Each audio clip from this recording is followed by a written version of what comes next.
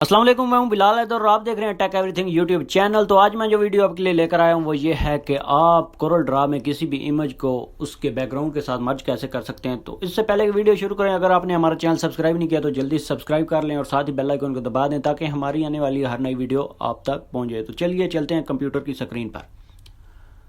ہم کورل ڈرا کو اوپن کر لیں گے اور یہاں سے ایک امیج امپورٹ کریں گے جو میں نے پہلے ہی ڈاؤن لوڈ کر کے رکھی ہوئی ہے۔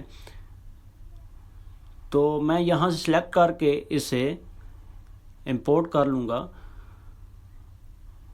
تو یہ سائز کے مطابق میں اسے ڈریگ کر کے لمبا کر لوں گا اور یہاں سے نیچے سے بھی اسے سیٹ کر دوں گا۔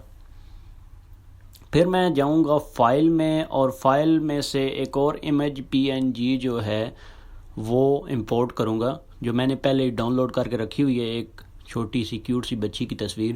تو یہاں سے اسے بھی میں ڈریگ کر کے ڈرا کر لوں گا۔ تو یہاں سے میں جو ہے اسے ابھی مرج کروں گا۔ تو میں ٹول بار میں سے انٹریکٹیو ٹرانسپیرنسی ٹول کو اٹھاؤں گا